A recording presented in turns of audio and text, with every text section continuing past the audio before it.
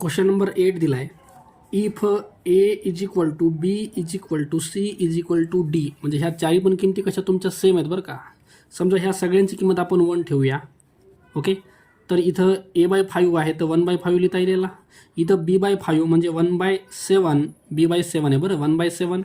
C bye 3 म्हणजे 1/3 लिहिता येईल. डी बाय 2 म्हणजे 1/2 लिहिता येईल. ओके, तर याच्यामध्ये विचारलं आहे आपल्याला find the greatest of the following fraction. तर याच्यामध्ये सगळ्यात मोठा नंबर कोणता आहे ते विचारलं आहे. बघा इथं 1 जे आहे 1 त्याचे 2 पार्ट व्हायलेत म्हणजे 1/2. इथं समजा एका पोळीचे इथं 2 तुकडे व्हायलेत बरं का, म्हणजे हा एवढा मोठा तुकडा यायला तुमचा एक. 1/2 म्हणजे एवढा तुकडा यायला आहे. 1/3 म्हणजे एका पोळीचे तुमचे 3 तुकडे व्हायलेत. 3 तुकड्यामध्ये बघा हा तुमचा एक पार्ट यायला, एक पार्ट हा एवढा. ओके, इथं तुमचा 1/7 एका पोळीचे इथं 7 व्हायलेत आणि इथं एका पोळीचे 5 पार्ट व्हायलेत बरं का. तर सगळ्यात मोठा जर विचारला आहे तुम्हाला तर ऑप्शन शेवटचं येईल डी वालं, 1/d/2 हे आपला सगळ्यात मोठा येईल बरं का. क्वेश्चन नंबर 9 दिला आहे. Minus in bracket 7.023 minus 11.203 equal to M. चला याला सिम्प्लिफाय करायचं आपल्याला. बाहेर ब्रॅकेटच्या बाहेर मायनस आहे, ह्या मायनसनं इथं मल्टिपल केलं तर हे मायनसमध्ये 7.023 येतं. मायनस आणि मायनस या दोघांचं मल्टिप्लाय केलं तर हे प्लसमध्ये येतं 11.203 is equal to M. Okay, आता एक निगेटिव्ह आहे एक पॉझिटिव्ह आहे, म्हणजे तुम्हाला सबट्रॅक्शन करायचं आहे. 11.203 हा मोठा नंबर आहे, त्याच्यातून तुम्हाला मायनस करायचे 7.023. ओके, चला 3 मधून 3 गेला 0, 0 मधून 2 जात नाही आहे. ह्या 2ला कट करा, इथं 1 राहील, इथं 1 आला. 10 मधून 2 गेलं 8 आणि 1 मधून 0 गेला 1 आणि 11 मधून 7 गेलं 4. तर तुमचा आन्सर यायला 4.180. ओके, तर बघा 4.180 नाही 4.18 आहे.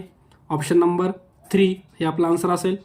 इथं मोठ्या नंबरचं साईन पॉझिटिव्ह तर इथं प्लसमध्ये येईल बरं का 4.18. ओके, चला क्वेश्चन नंबर 10 दिला आहे.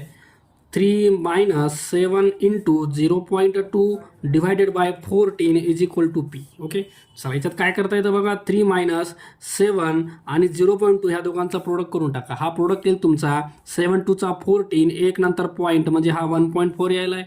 डिव्हिजन जे आहे डिव्हिजन त्याचं तुम्हाला 1 × मध्ये 1/14 लिहिता येतं इक्वल टू पी. ओके, चला इथं आता हा 3 आहे मायनसमध्ये 1.41चा 1.4 हा पॉईंट मी एकनं पुढं नेला. ओके, हा पॉईंट एकनं पुढे नेला तर जो खाली जो 14 आहे त्याच्याकडे एक 0 वाढला, कारण इथला पॉईंट एकनं पुढे नेला तर इथं पण पॉईंट तुमचा इथं होता, इथून पुढं चालला म्हणजे 0 वाढायला आहे इक्वल टू पी. इथं 14 × 1चा 14, 14 × 1चा 14, 0. तर हे आले तुमचं 3 - 1/10 इक्वल टू पी. ओके, चला आता 10 3चा 30, 30मधून 1 चालला आहे, याला क्रॉस प्रोडक्ट करायला बरं मी. 10 3चा 30, 1 1चा 1 अपॉनमध्ये 10 1चा 10, 30मधून 1 चालला आहे तर हे येतं 29 अपॉनमध्ये 10. ओके, आन्सर बघू आपण. तर इथं 2.9 केले बरं यांनी, म्हणजे खाली 10 आहे तर एक नंतर पॉईंट द्या 2.9 हे तुम्हाला आन्सर लिहिता येईल. आन्सर बघू आपण. 2.9 ऑप्शन नंबर 1 दिले आपल्याला 2.9.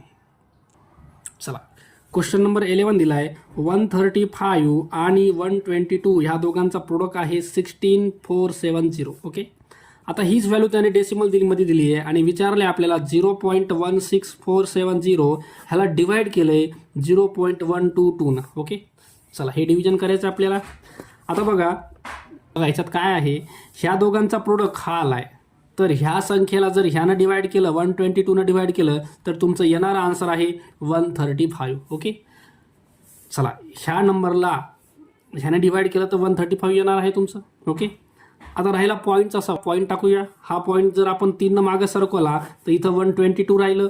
हा पॉईंट 3 मागं गेला तर हा पण तुमचा 3 मागं जाईल, 164.70 यायला. ओके, आता 122 1चा 122 पॉईंटच्या इकडचा डिजिट संपला, इथं तुमचा पॉईंट यायला बरं का, म्हणजे पॉईंट इथं यायला तुमचा. ओके, बाकी रिमाइंडर काय राहील ते राहील, आपण डिव्हिजन प्रोसेस पूर्ण करणार नाहीत कारण उत्तर दिले तुम्हाला 1.34. ओके, चला ऑप्शन नंबर बघा 1 दिले 1.34. लास्ट क्वेश्चन नंबर 12 दिला आहे. 1/4 + 1/4 + 1/4. चला ह्याच्यातला एक एक मुद्दा आपण सॉल्व करूया. सुरुवातीला हा भाग आपण सॉल्व करूया. हे बाकी ॲज इट इज 1/, हे 4 आहे प्लसमध्ये हे 1 आहे. ह्याच्या अपॉनमध्ये जे कोणी येणार आहे ते आपल्याला सॉल्व करायचे आहे. ओके, ह्या 1च्या अपॉनमधला खालचा भाग. तर ही बाजूला घेतो मी 4 + 1/4, खाली 1 टाका, क्रॉस मल्टिप्लिकेशन. 4 4 16 प्लस 1 1 1 आणि अपॉनमध्ये 4 1 4, तर हे होईल तुमचं 17/4. ओके, आता इथं टाकतोय मी हे 17/4. त्याच्यानंतर हा जो 1 आहे 1, ह्या 1ला डिव्हिजनमध्ये आहे तुमचं कोण 17/4. 17/4, तर हे 1ला 1 डिव्हिजनचं इंटू करता येतं, तर त्याला 4/17 लिहितात. ओके, तर हे 1 अपॉनमध्ये हे 4 प्लसमध्ये हे जे आहे 1 4 4 अपॉनमध्ये 17, ह्या ठिकाणी हा जो नंबर आहे का, हा नंबर या ठिकाणी यायला आपलं 4/17. ओके, चला ह्याला डबल क्रॉस मल्टिप्लाय करा. हे 1 ॲज इट इज असंच राहणार आहे. 17 4 68 प्लस 1 4 4 आणि अपॉनमध्ये 17 1 17. हे वरचं न्यूमरेटर 1 ॲज इट इज असंच राहणार आहे.